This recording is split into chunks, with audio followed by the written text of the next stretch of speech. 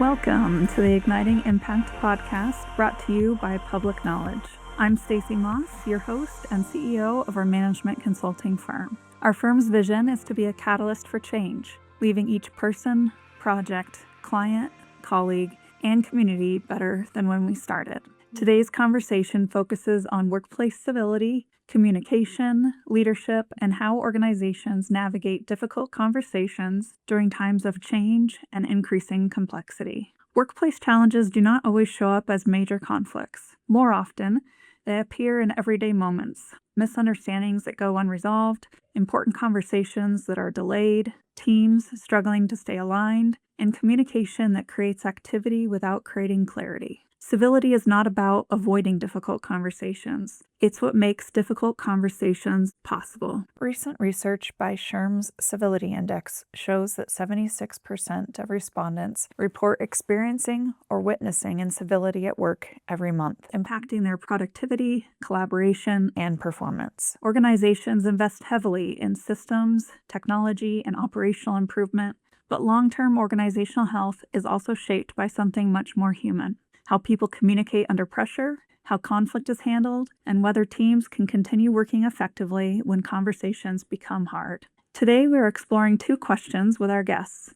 One, why building a culture of civility across teams, roles, and environments is important. And two, how can leaders manage conflict constructively and difficult conversations confidently? Today, I'm joined by Jenn Graham, the founder of Civic Dinners, Inc., Katie Livornese, a client success consultant at Public Knowledge, and Emily Bissel, another client success consultant at Public Knowledge. Thank you all for being here today with me. Thank you for having us. Yeah, so today we're going to start with just kind of grounding us in your experience and your perspectives that you bring that's unique to you and your background. Jenn, I'm hoping that you can start. Your work has focused on helping organizations lead structured conversations and strengthening communication for more than a decade. What originally led you to this work, and what inspired the civility training that you do? Well, the magic and simplicity of our structured conversation model was originally born out of a concept called civic dinners, and it seriously started around the dinner table. It was a way to meet people where they are and in their homes, and to engage them in important topics in a way that felt fun, social, and meaningful. And so back in 2015, when we piloted, I was also studying the work of Marshall Gans in his course at Harvard. And he talks about the public narrative, which is a profound kind of community organizing model using the story of self, the story of us, and the story of now. And I was fascinated by that and how we can really move people to create real change in their own communities or in their workplaces. So I thought about, how do we apply that within like a 90-minute experience during dinner? And so we piloted it took off, and it became kind of the model of meaningful conversation. And then COVID came along and canceled dinner. And so we pivoted to online conversations and a way to bring people together regardless of whether there is food on the table or not, but to bring people together for meaningful conversations, especially on really tough topics. And that work spread globally. We had partners and clients, tech companies that took this as a form of human connection, especially at a time when we were so disconnected. And so we pivoted, and now we have doubled down on the work around leadership development and core values and even well-being conversation topics. So our library has over 60 different topics you can pick from, and we have it complete with the whole suite of kits, everything that you need, everything that we need to facilitate these conversations for organizations. And so now Culture Conversations is kind of a culmination of our refined model of the past decade. And it's the tools that every leader needs to host those kinds of meaningful conversations. And then the civility training came along and evolved out of the popularity of our facilitator training, because we know that in order to hold space well for these culture conversations, leaders and managers and facilitators just need to have the grounding mechanisms. How do you create psychological safety? How do you make sure that everybody feels safe to be heard? And so we took that facilitator training, and with the partnership with SHRM, Society of Human Resource Management, we actually took it and ran with it, because in 2022, we were a finalist with the SHRM's 2022 SHRM Better Workplace Challenge Cup. So one of 4 global startup in the finals. And then in 2024, we heard that SHRM was announcing their 1 million civil conversations initiative. And we were like, hello, we need to be part of that. So they invited us in, and because SHRM is so good at the research and the data and the kind of the reporting, and they have the community of 340,000 HR leaders around the world, Inclusive really brought, and this model of civic dinner format, the culture conversations, we really brought with us the tools and the implementation methods so that they could offer a real partner and a real something that they could implement easily and effectively. So with that, we merged and it became kind of the go-to global resource for civility training. And so now we've expanded our partnership, and our facilitator training has now become our core civility training. And now we've broken it into 4 major components. First, the essential skills for civil conversation. Second, the psychological safety, why it matters, how to create brave spaces. Third, emotional intelligence, how we manage our own emotions and the emotions of others in the workplace.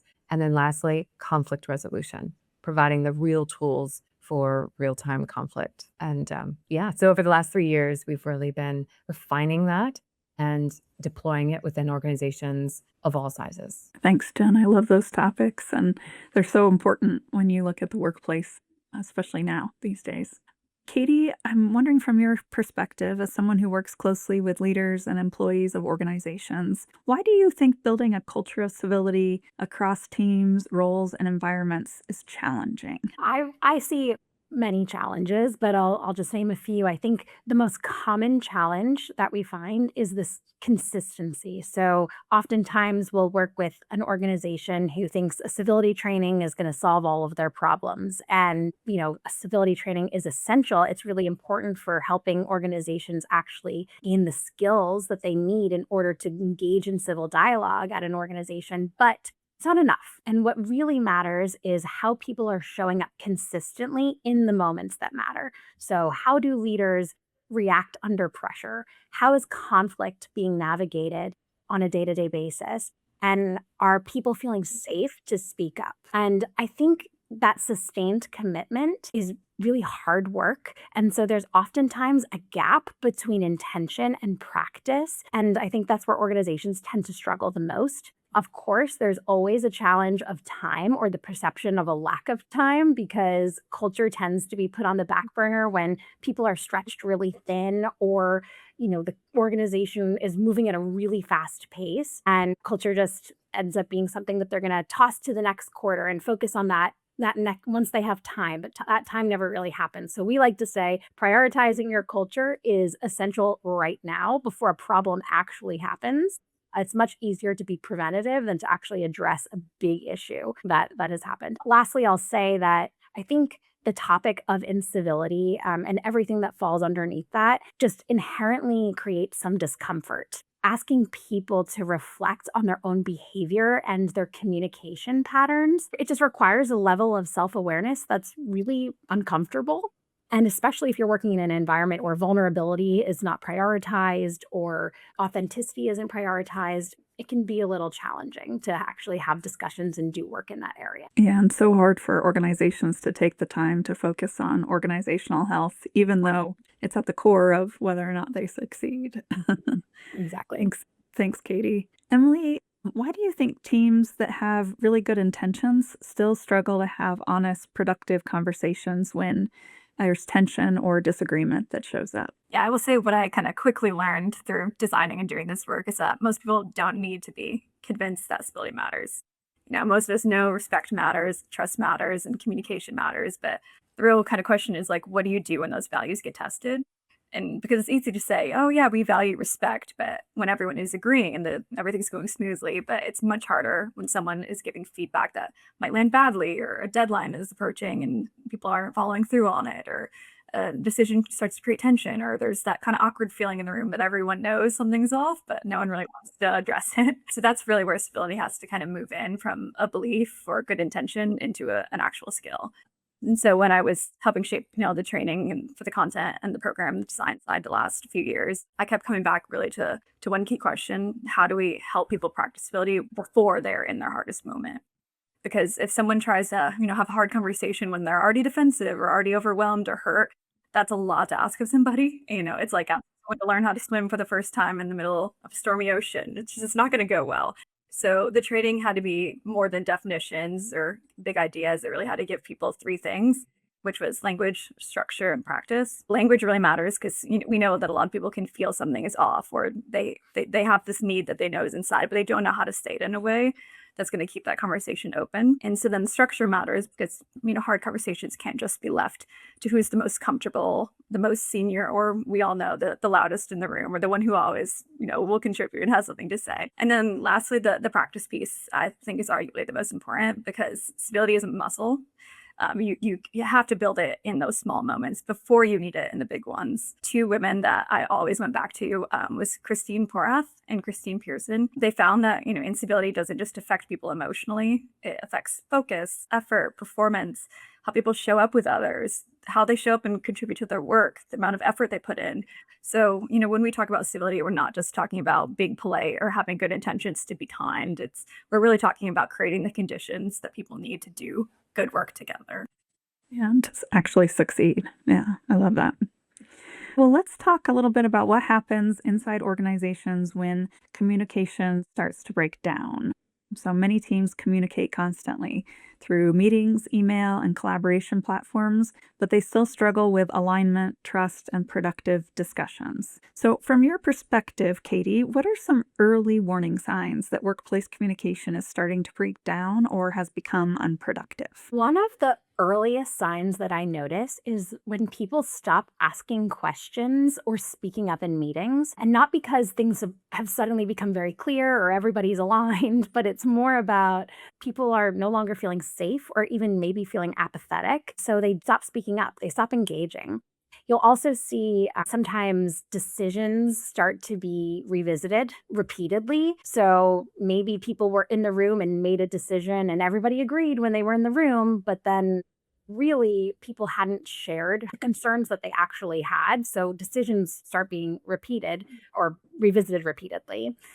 I think those are two of the biggest ways. I think there are also side conversations that start happening instead of direct conversations, and collaboration starts to look a little bit more like coordination or people working in silos or isolation rather than working towards a shared goal. So really by the time that conflict is very visible, it's really been brewing for a while and breakdown has been building for a long period of time. And Emily, when you look at that situation and from your work on kind of developing the civility training, why does communication alone not always lead to understanding and alignment? I'll say communication alone does not create alignment or understanding because people, we don't just receive information, we interpret it. And so that's the piece that gets missed so often is a leader might explain a decision and think, great, everyone knows the plan. But every person in that room is hearing it through their own lens, their role, their priorities, their past experience, their own personal communication style. So one person might be like, okay, I heard this is urgent. Someone else might have been, okay, this is going to create an issue for my team. And another person might be like, I see a risk, but I don't know if I want to raise it. So it's the same message, but a different meaning to every single person. And that happens in personal relationships too. I always bring up people like my best friend is a very direct communicator. And I'm much more of a softer relational communicator. So there have been moments where we're both trying to communicate clearly, but we're missing each other because we're speaking through different styles. So she might think, I'm just being honest. And I'm like, well, that felt abrupt. And she might think, I'm being thoughtful. And, she's probably going to hear, well, just say what you mean. And so honestly, that happens at work all the time as well. And so that's why alignment needs a lot more than just clarity. It needs confirmation. And I will say, being the daughter of a OBGYN and having worked with, multiple hospitals through this work, I learned about a practice in healthcare called teachback. And I really love it. It's basically when the provider doesn't just give instructions and assume the patient understood. They actually ask the patient to explain back in their own words, not because, they assume the patient's not capable or competent, but because the communicator owns part of making sure that message was understood. And I think every team needs a version of that instead of, just saying any questions.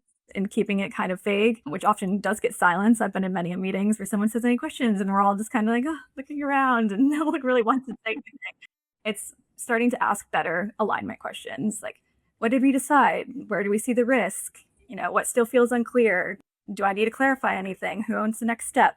So it's really just going back to the art of the question and making sure that you're just asking those better questions that doesn't just make the person be like, well, I'm not going to say anything.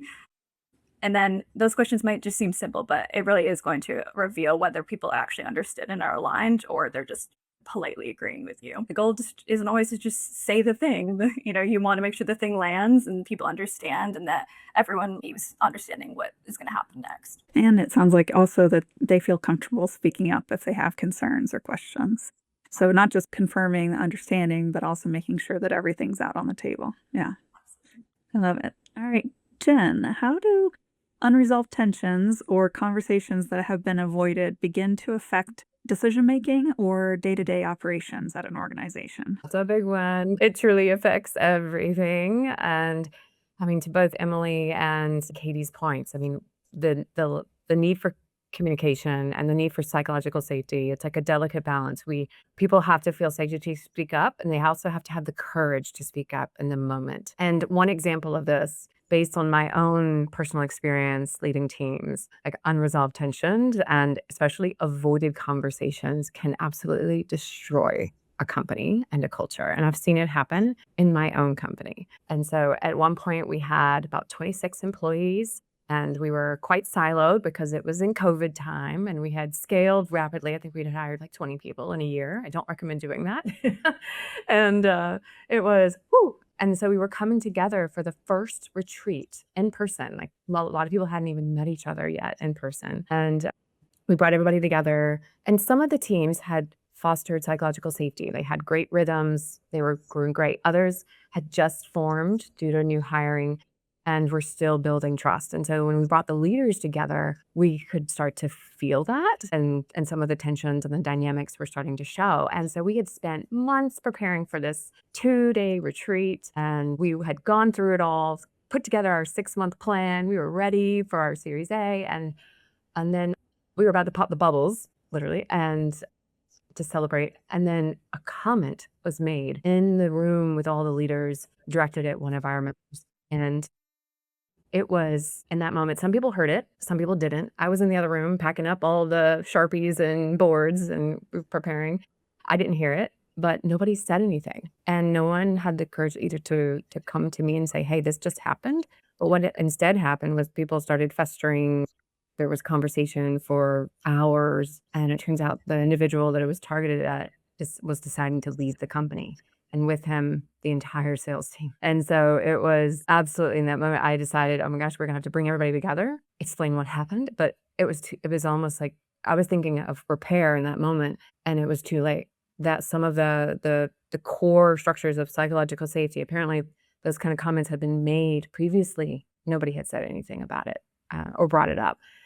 And, so for the next 6 weeks after the retreat, oh, how was the retreat? Over the next 6 weeks, we spent kind of repairing relationships. And at the end of the day, the entire leadership team transitioned within 6 months. So we had to rebuild from the bottom up. And I will say from that day, I mean, thankfully, Emily, I think, had just started. Katie wasn't even on board yet, but I had the opportunity to really restart how we assume. Like I had assumed everybody's on the same values page as us. I'd assumed as we were hiring all of these things, and I didn't question it. I just assumed instead of making sure we had announced, here are the values, here's what is acceptable behavior, here's what's not. And I will say the training that we've built with the civility training is the training I wish I had had before bringing everybody together. And so this is truly the work of building teams that last, that can get through really tough times and even create kind of that nurturing soil so that these issues never even happen. So that's a real case study. I love it. And I think it takes a lot of vulnerability and awareness to share that from internally from your own company to others. So thank you for that. Thank you. I think, my first interaction with you, Jenn, was we actually used your services. We used your culture conversations, and we've used them both internally at Public Knowledge, but also with our clients as part of our impact leadership program. And it was such a powerful tool for us with clients, but also internally. And we actually, recently acquired the workplace culture conversations and civility training programs from Civic Dinners to kind of expand our leadership and OD services. And I've gotten a chance now to work with all three of you, which has been an absolute joy. But rather than focusing on that acquisition today, I want to focus on the work and the impact that you talked about, how these approaches can impact inside organizations. And so today we're going to specifically explore the civility training, which is new to me. And so I'm excited to get to know more about it over the next period of time working with you. And I wanted to start, Emily, most organizations want stronger working relationships and collaboration. They'll say that right away, but employees are already overwhelmed with meetings and information and change. And so what helps a structured conversation create understanding and meaningful change rather than just becoming another meeting? Yeah, I will say it's a very unique model that we had. That the biggest thing is that it allows space for everyone to be able to talk, and at one at a time as well, which I think is the most important piece, because kind of to my point earlier, where there's often the dominant voice in the room, or the most senior people are the ones that are allowed to speak, or the only ones that are allowed to speak most often. And so our structured conversation model allows everybody to be able to have that moment where everyone's focus is just on them. They get to voice their opinions, their feelings, or their perspective, and everyone is giving them their undivided attention. And that is one of the most powerful feelings you can get. I know it sounds simple when you say it, but even the first time I experienced a conversation that we designed, when I first came on, I left that conversation feeling so seen and heard, where I was like, these people get me, I finally feel seen in this. Like, I thought I was alone, or I thought I was the only one that felt this way. And so our conversations are so unique in that way, that it's what gives you that power to feel seen. And then, of course, like the structure in it of itself allows it to be a very open and vulnerable, experience for people, but it doesn't get to a point where it's heated or it's a debate or an argument. So you have, in organizations, often just a meeting where it's top down, or you're just getting told something. It's a very one-way street. And so our conversations are kind of like a circle, they allow every voice to have that moment to be heard. But it also then gives you that structure to where if you don't know how to communicate your feelings yet, or you have something you want to say, but you just don't know how to, or you don't have that psychological safety to, it gives you that format and that framework to be like, okay, I can talk about it in this way and get my opinion across. And another piece too is like, it's storytelling, and nothing is more powerful than a story. There's so much data too out there, and Jenn has talked about it before, if you know our work, that storytelling is more impressionable on behavior change than facts are. And so our entire model is based on people and their stories. And so that is what leads to actual trust and actual connection. And then, of course, we have actions that people can take that go beyond it too, which leads to even more connection, more trust, because there's some actions that people get to do together, or teams get to do together. And it's like that bonding moment. And so from the whole entire experience, it's really just about how to connect and have that moment of human connection with people that you often might only see on teams, or are doing tactical, logical things, and getting that space to really feel like, okay, we're in this together. We have, that bond that's forming. Super helpful. Thanks, Emily. I know, from the last kind of 20 years of leading in organizations in different roles, that strong teams really they don't happen overnight. They don't happen automatically. And it does take a lot of intention and leadership, right? And their behavior plays a major role in shaping how teams interact, something I didn't know at the beginning of my career, but I've definitely learned towards the end of it. So Jenn, you've spoken before about the importance of the inner work of civility. Can you share with our audience what that means and why it's important for leaders who want to build trust and healthy communication within their teams?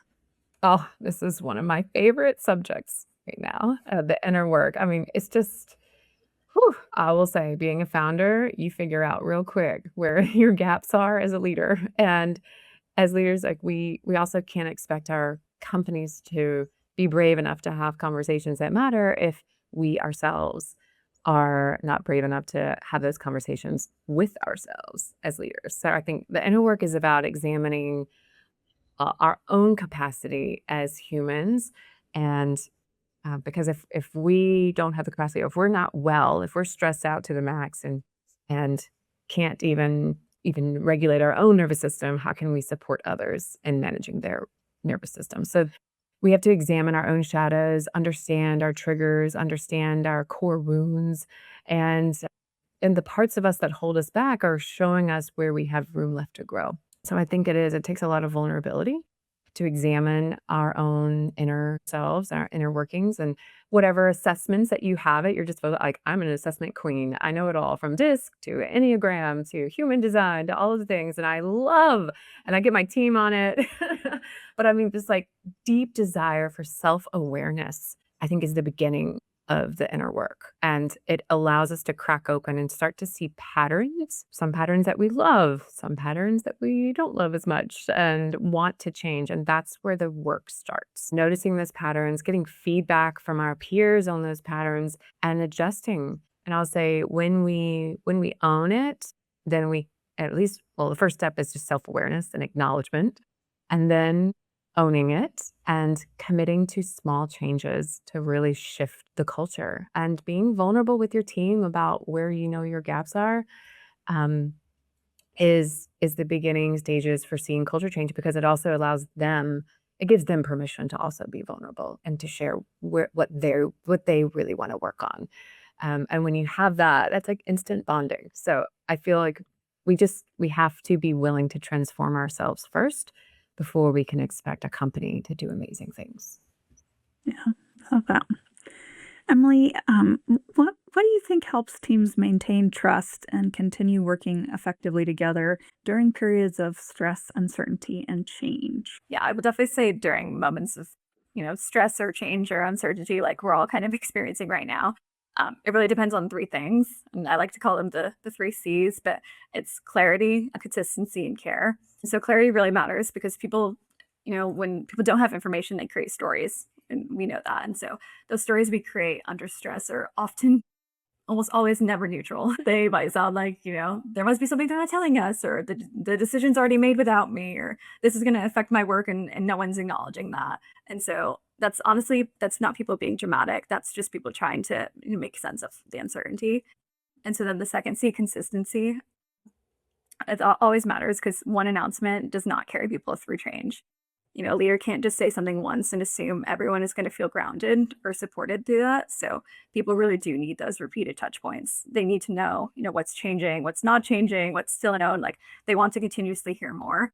And I will say Jenn has shown consistency several times during moments of uncertainty, even once we've experienced this year where, we were going through a period of time where we were under intense stress as a team, and she every single week or almost every single day, honestly, was coming back to us consistently and making sure she checked in with how we felt, but also giving us any new information or just simply saying, there's nothing else for me to update you on.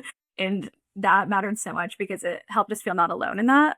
And it carried us through that change. And so all three of us have become so much more tightly bound because of that. And then the last C being care. I would say that matters because people are not just processing facts, they're processing impact. So, I mean, imagine your organization's going through a big change, maybe a new structure, or, mass layoffs or shifts in priorities, or, period of like financial insecurity or uncertainty.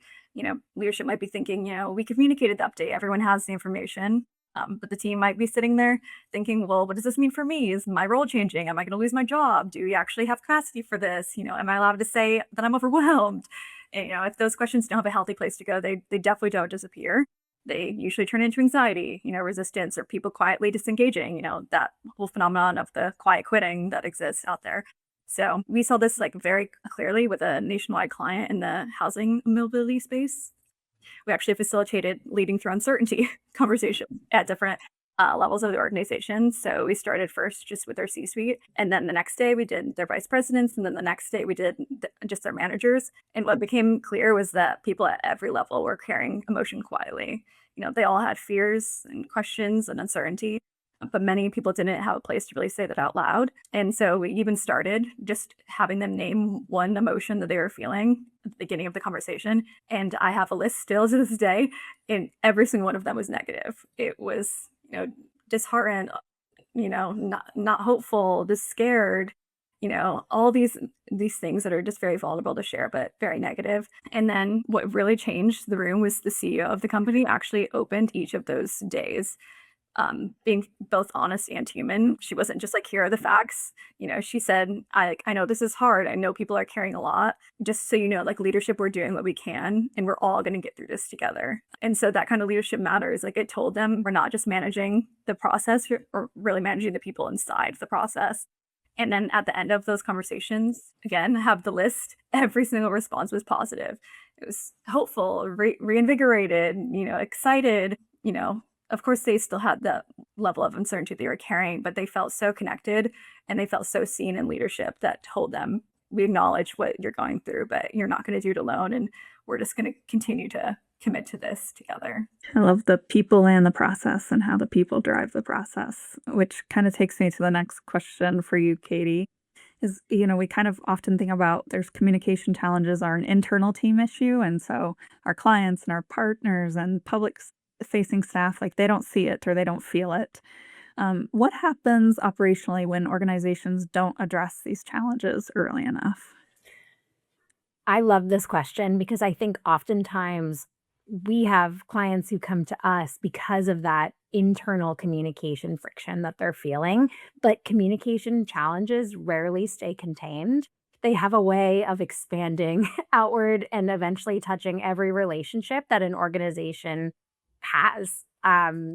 Clients will know, they feel if they're working with a team that's not aligned, or if you have people, for instance, working in the retail space who are interfacing with customers in a store, and those individuals are carrying the weight of the tension that's happening internally into every conversation or interaction with those people that they serve. There's research that shows that 25% of people who experience uncivil behavior in the workplace, they commit to taking out their frustrations on customers. So you can imagine what that's like for brand reputation and trust. It can be catastrophic. I certainly wouldn't want to work for a company that I had a negative interaction with, or that I've heard, is letting incivility run rampant internally. So taking the time to actually address communication challenges early before they're calcifying into the culture is essential, not just for internal health, but for the quality of every relationship that an organization depends on in order to operate effectively, because operations break down when communication is breaking down. I love the visual of calcifying into the culture because it does, right? Like if you don't deal with it and deal with it early or preventatively, it just is so much harder to get rid of or to solve or to fix. Exactly. Looking at time and time again with our clients. So, Mhm. okay, well, let's look ahead a bit. The workplace today it's complex. There's a very high level of change. It's no longer kind of one change at a time, but many at a time.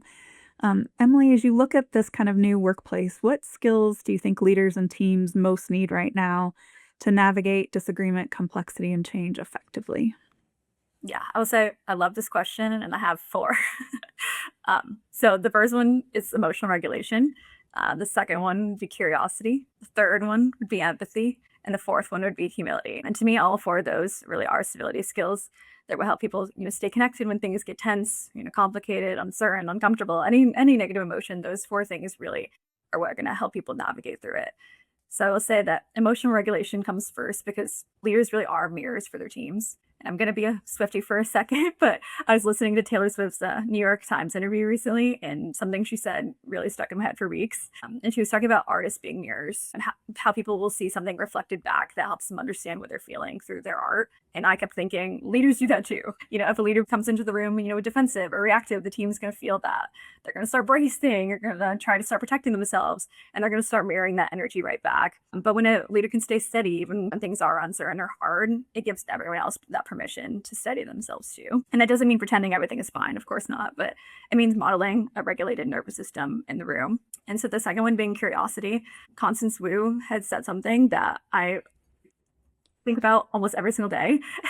And I love it so much. It's so ingrained in my head. But she said, I think it's important that we engage in curiosity and empathy before we go straight to judgment. Because if someone does something out of character for them, it usually means something's going on in their life.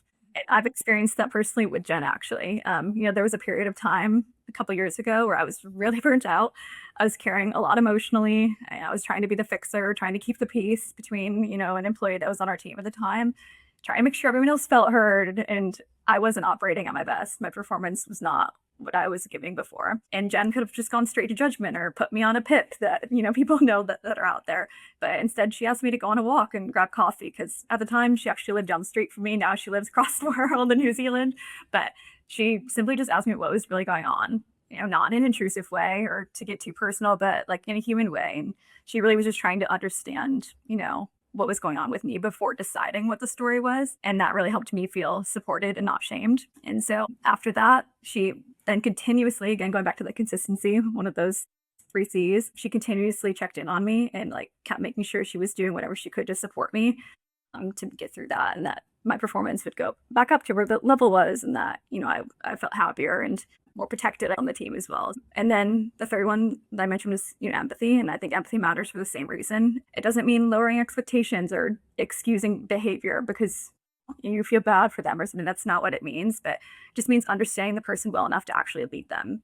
And so Catalyst, where I do a lot of my research, found that employees with highly empathetic senior leaders actually reported much higher levels of engagement and creativity. And so that makes sense, because when people do work, when they feel seen and not managed like a problem, they're going to want to commit. They're going to have more space in their brain to be free and creative and come up with new ideas because they're not spending all of that time feeling like I can't say anything, I don't feel safe, I don't feel respected at this team, I just feel like a burden, etc. And then the fourth one I mentioned was humility, and that's really what lets us repair. And I know Jenn mentioned that previously with what happened at our company when that instance happened. Humble leaders say, I may not have all of the answers, I may not have had the full picture, or I could have handled that better.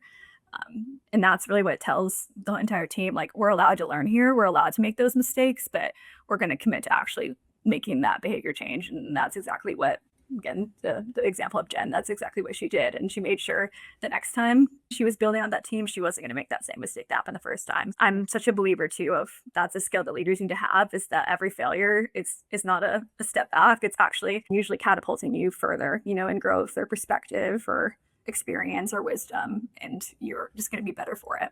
I love it. I also always say that we learn more from our failures than we do from our successes.